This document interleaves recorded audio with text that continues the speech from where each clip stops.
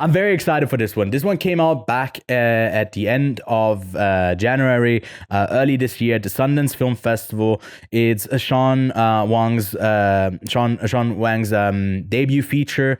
His other film that was also kind of shot simultaneously with his actual grandmother. There was a documentary that ended up getting Oscar nominated, and I think it actually even won an Oscar, if I'm not mistaken. It's a nice little pairing with this because it basically taps into the same kind of atmosphere. But Lachlan, tell us, what's Didi about? In 2008, during the last month of summer before high school begins, an impressionable 13-year-old Taiwanese American boy learns what his family can't teach him: how to skate, how to flirt, and how to love your mom. Okay, I never read that synopsis. I love that it says like how to love your mom. Because my God, I don't know what your experience was. I quickly had a kind of skip through because I didn't have time to fully rewatch this one.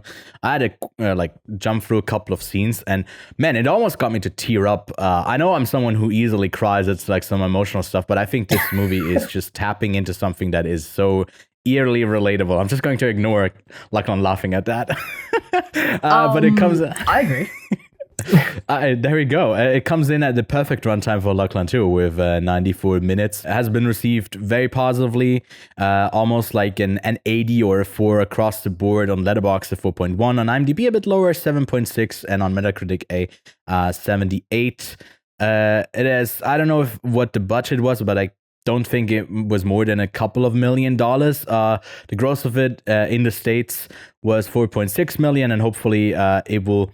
I don't know if it will get awards consideration. I don't think it's like that high in what people will take away. Like its ceiling isn't that high, but I hope it makes a bit of money on digital release, and we are happy to contribute to the promotion of it here. We're going to talk about it briefly in non-spoiler fashion, but then we really urge you to go check it out yourself, especially if you're like in the same kind of generation as we are. When you grew up in the 2000s, this movie taps into something that I found incredibly relatable. It felt like a time capsule being put back into like certain emotions that I feel like are also not just of this era, but it has like the surroundings, the technology that is coming up that to me really threw me back. But I really love this one. Who doesn't love to prank someone with meatspin.com or like the old school YouTube layout as well? I remember that too.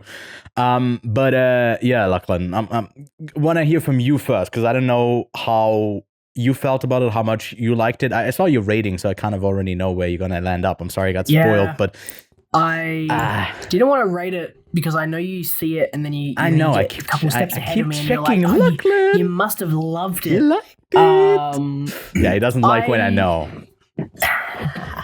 I'm a big advocate for when you watch a particular thing or consume a particular type of media, whether that be game, movie, music, art, any kind of thing, depending on where you are with your current like state of mind can affect heavily. And I'm currently going through a period of time where I'm reminiscing on childhood and everything. And one of the really interesting things is how many correlations I have with this movie about my own personal childhood. I skated, scooted as well, mostly, but I did skateboard for a tiny little bit. Wasn't that great. Switched over to scooting at this sort of like end of primary school into high school era.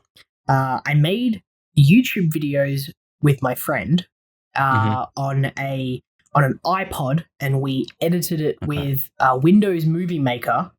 And uploaded it to YouTube. And this is in 2008. This is probably closer to like 2009, 2010.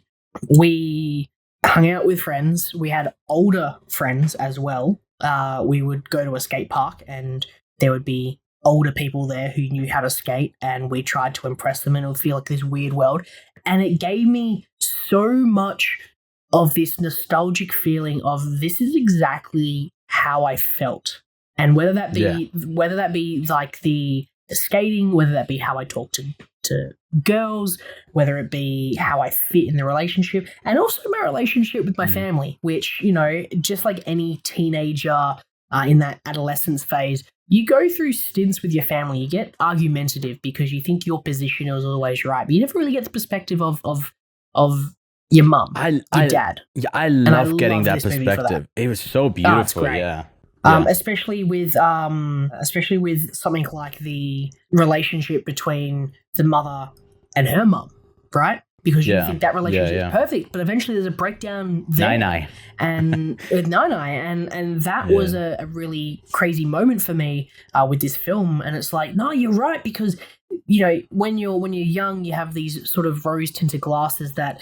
You know, you have this sort of bubble, right? There's the world, but then you have your bubble, and that once you go outside of that bubble, it's completely different, and you do that as time goes on. Eventually, that bubble pops, and you're in the real world, and everything's a possibility.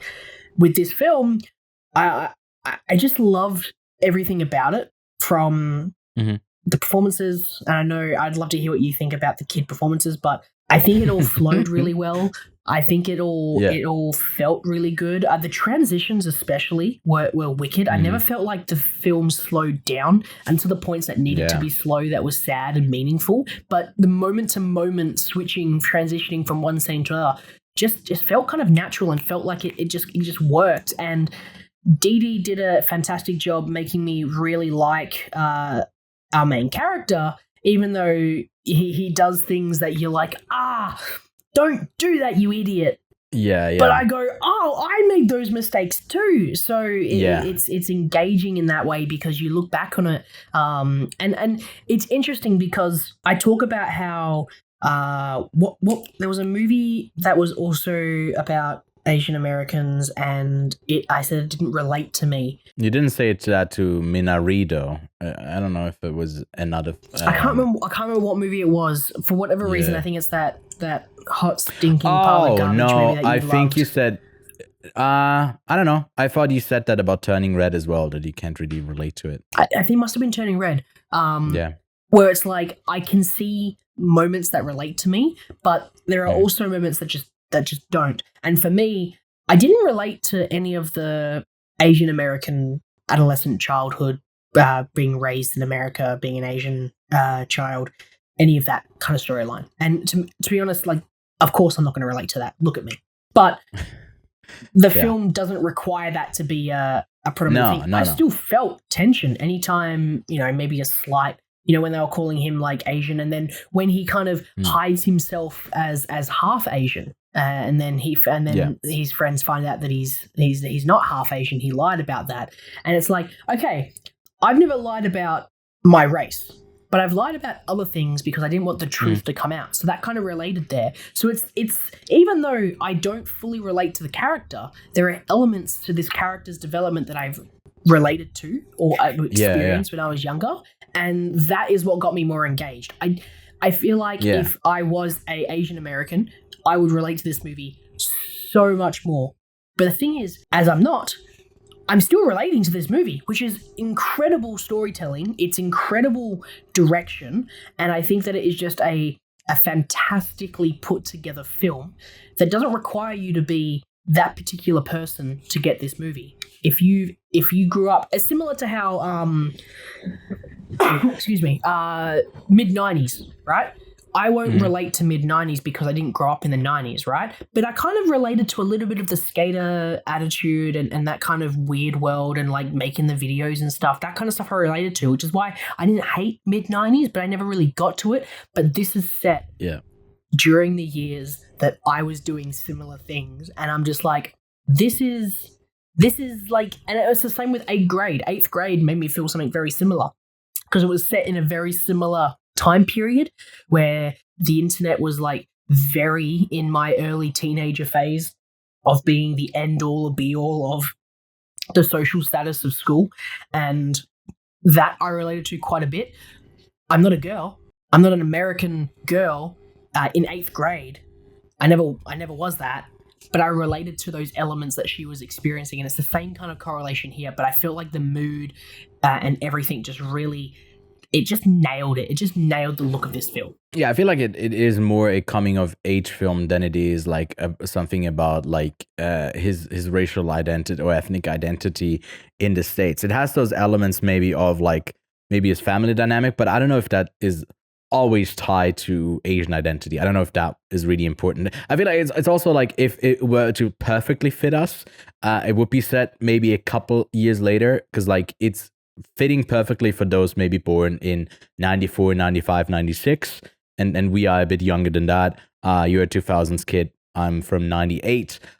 So like we have a couple of years less than I guess director Sean Wang, I think, who's also like in his late 20s or in his early 30s. And something about it, whenever you talked about like transitions, right, and the pacing of the film, whenever he makes a decision or like something bad happened, you just like see him contemplate that kind of just like let a big sigh out and like lay on his bed and be like kind of sad about like what's going on, that he's not in control, and always anxious about like how he's perceived. And ultimately, like a lot of his decisions are justified by self-preservation, and he doesn't really realize that he ends up hurting those around him just because he feels like this is the right thing to do, when he quickly realizes, oh, I fucked up. And then the only thing to do would be to apologize, to move past. But in himself, he's not grown enough as a person to be able to do that, because it would be too embarrassing for him. So he digs the hole even deeper, or like starts to construct a web of lies. And what I really, really enjoyed is that it isn't about like him doing so many lies until he has to complain, which is the structure of so many films, which make it really like it's thrilling to see that unfold in a story where you're like, oh, when's the house of cards going to fall down, and he's he's gonna have to answer for like all of his lies. It's not about that. It's like all of the little things where you can really relate with the little white lies that he has to have a better standing. He lies about like what he did with a girl because he feels like in the moment that might be the right choice, because he really wants that like immediate thing of like he makes those impulsive decisions that you make as a kid, because he's not thinking about the how someone else would feel if they would figure out, as long as you can keep up the lie, it's good for me, so I'm going to keep doing that, especially in the way that he behaves to his sister and his mother. And then once his sister, who's already older, kind of reacts to noticing, oh, he's not doing so well, she becomes a bit kinder as well towards him, while he is not really aware of it. You can clearly see that he's not really 100% seeing that. And that is just such great writing to bring that out of it, that you got that feeling, you understand. I gotta say, even the kids and the teenagers, I understood every single person who popped into this film and their emotions. And that's impressive to pull that off. I don't think even 8th grade was able to do that in every scene. I found something about it really, really impressive. And it's just also really quotable. And there's one line with if you ever pee in my lotion again, I'm going to period in your mouth, which is just an all-time great. Yeah. There's just a lot of stuff that's great in it. I think the look of it is also great. It's filmed on a digital camera and the Arri Alexa 35 with anamorphic lenses, but it definitely has like a digitally added, post-added, grainy film look to it. Not too much, just kind of on the verge where you're noticing a certain warmth of it, because like that fuzzy nature of like grain on film, something about it feels fuzzy, yes, but also kind of warm. And his whole film felt like it had a wrapped around you in like a cold winter night to me. I really adored it. I think the little score sting early on each time he sees his crush Madeline is also like very, very cute, where like it has maybe a score or nothing, and then just like that sting keeps popping up because she arrives, as if it's like an entrance of a bigger character. And you can see that like this is a moment in his life where he is suddenly something is playing in his mind where he can't focus on anything else because he's so fixated on a girl, which is when you're young, the whole world around resolves around like one person that you get overly involved with without even anything happening, and you're just overthinking every single step along the way and end up fumbling. And all of that is like super relatable, and even if the kid makes a lot of mistakes, he's like easy to root for. He's super lovable. And I think the whole, I'd say, background story that happens with his mother, that you just kind of get glimpses of each time that he is kind of seeing her, to me was like, okay, why are you making me already feel old? Because I'm like, okay, I can relate to the kid and be taken back to the time, but I also so easily connecting, especially what the mother is feeling and how she's feeling. It's so easy. And that's such a nice like balance to strike in a movie that is mainly coming of age, but then a lot of it is just also concerned with how the mother is dealing with a teenage son. I think that's all I got to say without spoiling anything. Lachlan, maybe there might be a couple of like actual spoiler thoughts that we want to talk about. So spoiler warnings here. I did like for example that he that his sister calls him out for wearing his clothes, and then when he's at the party and like Maddie compliments him on a shirt of Hayley Williams, he clearly has no idea who she is.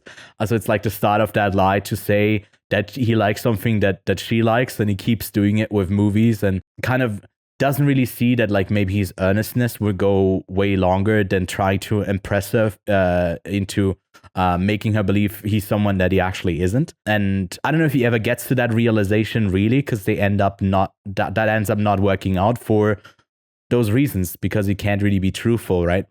And he'd rather lash out than be honest and be embarrassed for a moment. Yeah, I mean, I found the thing of giving your crush a movie recommendation, to me, it was like a bit too relatable, where you're trying to figure out what they maybe could like, what you also could like, and then maybe trying to find the sweet spot of like, this is something that's that we both would enjoy.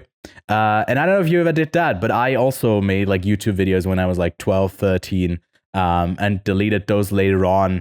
And regretted it, because like there's no way of actually getting them back, and it feels like a memory's lost. Just unlist them. You don't need to I don't know if there was an option back then to unlist them. I think you just had to delete it. You don't regret it? No.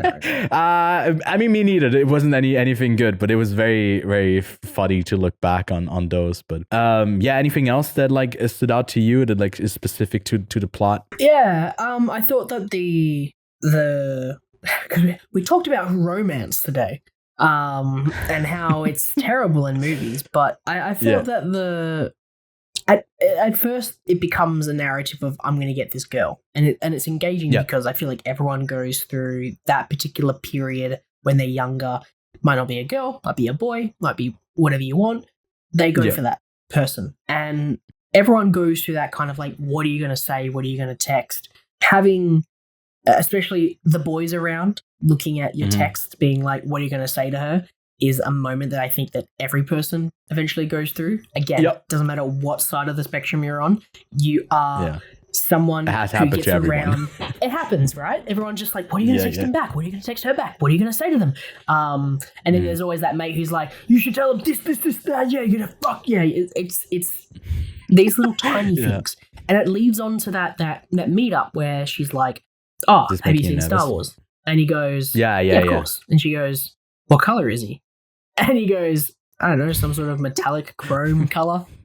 And you see that, you're like, I've seen Star Wars. That's embarrassing. And then it leads on to like, hey, do an ET impression. And he's like, and these little genuine scenes that honestly it's such a funny movie as well. Dialogue, but like it was a funny movie because of how awkward it was, and my brain goes out of my brain for a hot moment. It goes back in time to remembering those moments that I had, right?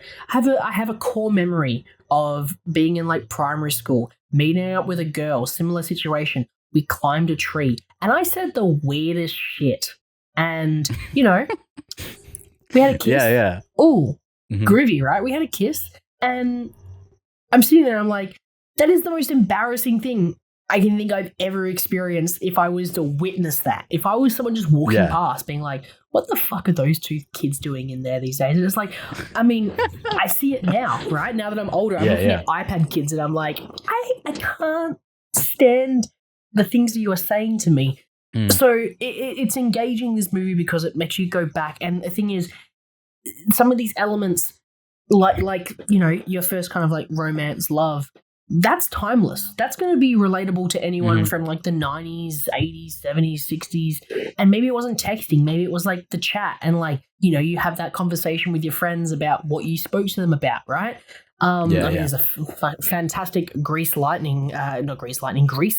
you know, where they're talking about like what do you say? What you say? What do you say? What you say? Like that kind of conversation is timeless. So there are elements in this movie that are like timeless, but it hits people like myself who grew up in this kind of period, and I'm just like, this nailed the feeling. It nailed the social like networking element of it, because this was early social media, right? This was Facebook. This is MySpace. This is all of those things that, this. Like, I remember signing up to it and lying about my age because and then that little moment where he's like looking at his real age, and then he like scrolls down to go to 18. Yeah, yes, it's perfect. That is relatable. I have so done good. that so many times, and then I felt like I was going to have my Facebook account shut down when I eventually turned of age, and I turned it back, and I was like, oh, they're going to get me. So I didn't change it until I was like 16. So I there are elements that are tiny in this film that I don't really want to spoil that much. These ones are little ones, but like the little moments that I just love. What I will say is and this is nothing against the film, but I feel like they still haven't perfected the internet. Like there are elements to how they showed the internet that just didn't feel right. Like the flow the of the typing mouse didn't feel right, and the typing didn't feel right. And the thing is, that's not on them, because we just haven't got a way to represent anything that's digital. You don't have a way of like using that Wayback Machine to actually have those digital pages and then interact with them. You can get them back, right? You can see that look again and then recreate it through motion graphics, but then to interact with it, I don't know why, because it shouldn't be that difficult. I'm a bit confused. It shouldn't have deleted all that footage just like that. Like it should have had a loading bar. Like it should have deleted, and you shouldn't have been able to scroll that quickly and all those things load. Now, to be fair, internet in Australia is extremely slow. And I don't know what it was like in the States, but I'm assuming that in the early 2000s, late 2000s, it still wasn't fantastic. But like there are elements cable. There are elements that take their time to kind of simmer, and we haven't really perfected how we show digital social networking in film, and I feel like there hasn't been a perfect way of doing it yet. I feel like texting has kind of come to a point where there are good ways of doing it, bad ways of doing it, and there are ways that I just don't like. But I feel like usually it's the indies that just do it. The indies that just do it and don't care about like that they're actually not allowed to do it. Those work because they're literally just doing it. But each time there's like a text and it's the only text that someone has gotten from someone, even though they know each other, it's like, okay, there's something off about this here. Or like the texts are way too big. It's like, are you a grandmother in your 80s? Like, why is your font so big? And that was just odd for me. But like other than that, I mean, as I said, this. I mean, that is the definition of a nitpick. I don't think it's like it doesn't really change much about the. I don't think it's big enough to actually take you out of the film. But I did notice like when he's typing, he's so smooth at like typing out stuff perfectly. Maybe you do have to have like a bit of that where he, I don't know, misspells something and then, I don't know, like makes typos and stuff like that. I think that would add a lot to it. Yeah. But other than that, like I have no problems with the film. I think that narratively it's fantastic, performance-wise. I don't think either of us have said this yet, but Joan Chen, who plays the mum, is great. Fantastic. Everyone I hope her artistic dreams come true. I know that she's a fictional character, but I hope her artistic dreams become a reality, because I was so behind her art, and I think that her performance really comes full circle. She goes through highs, she goes through lows. She has a good range in this film. I think a little bit more than what Isaac does. He gets a little bit angry, but whatever. But for me, I feel like it was phenomenal. I mean, she's in an upcoming film, Oh What Fun, from Michael Showalter, the director of The Big Sick. And I hope she gets more roles. She's also in a film with Lily Gladstone by Andrew Ann that is in post-production right now. She did Drive-Aways a couple of years back, and I hope she gets to do more. And I also, you asked me about the kid performances. I don't know if I said anything yet, but Isaac Wang, that is, and Mahala Park as well, which I think hasn't really acted in anything. She's Maddie. I think she's also really solid. The whole group of them, Fahad, Soup, and all of the other like skater kids, It's it reminded me of mid-90s where like they really captured something that feels really authentic, and like Elsie Fisher in 8th grade, the direction was definitely there to set them up for success. And a lot of directors aren't able to use younger performers in a way where it feels authentic, and especially a movie that relies heavily on actually having that authenticity to bring that awkwardness across. I got no clue how they actually pulled that off and how they were going about like setting up these moments so it's actually awkward for them, or if they're just like that good at acting at that young age. But I think they just like nailed it from front to back. I'd say Isaac Wang, and I've seen, you know, a couple hundred films this year already. A lot of them did have child actors in it. I think he's the best one so far. I think it's the best one so far. I'm just going out of lengths to make a compliment to the guy, because that is truly impressive what he did here. And I also, you know, to bring a flex to lead into a compliment, I watched 81 films at the Venice Film Festival. I don't think any one of those were better than Didi. I'm giving this one a strong 9 out of 10. I might even be at a 9.5. I really loved it. It's one of my favorite films of the year. Wow. Great movie. You shouldn't miss out on it. Yeah, I loved it. It was really good. I realize I haven't added my movies to my ranked list yet for 2024, which is a privated list that I'll release at the end of the year. And I haven't done that for my last couple 2024 films. So I'm doing that as we speak. But yeah, I'm a great multitasker. Ewan, I would agree. It was fantastic of a time. I'm actually giving this 4.5 stars, and I feel like on a rewatch, I could bump it up to a 5 because I feel like it is a fantastic evaluation of childhood and a fantastic representation of kids growing up in the early to late 2000s. And I think that we're getting to that generation of filmmakers who are getting to that age where they want to reminisce and they want to talk about, you know, their childhood. And we've had that with 90s kids, we've had that with 80s kids, and now we're kind of getting to that generation. So yeah, I'm giving it 4.5 out of 5. Let's go. I'm glad we agree on this. If you were to pair it up, I feel like there's a couple of easy good choices. We mentioned mid-90s. It's neither of our picks, but what would you pair up with I said it earlier. I said 8th grade. I think that 8th grade was a fantastic evaluation of social media use on kids. And I think that, one, it's Bo Burnham, and he's absolutely fantastic with anything that he touches. But I felt that this film did a better job representing my childhood more than anything else, because I wasn't that obsessed with being online, if I'm totally honest. But I still think that it is a great coming-of-age story that has very similar narratives with lies and building a stack of cards, and eventually they all drop. And I think that it's a great pairing if you want to just hate your childhood and cringe at kids. I love cringing at kids. I mean, each time I open TikTok, that happens. Well, also just in the street, you know, I walk past a kid and I just cringe at them, like Damn very kids, man. I see an iPad, I smack it out of the hand. Yeah.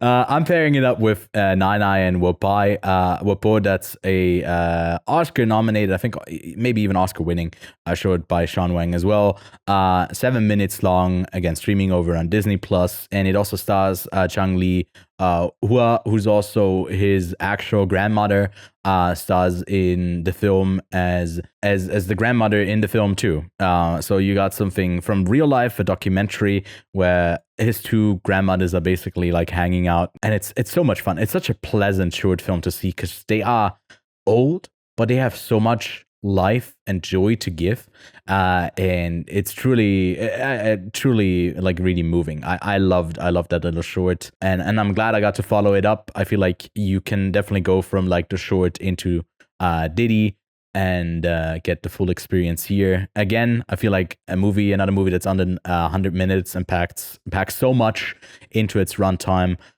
should get lots of shout outs and praise, and that's what we're giving it. So go check it out yourself. It's out on streaming.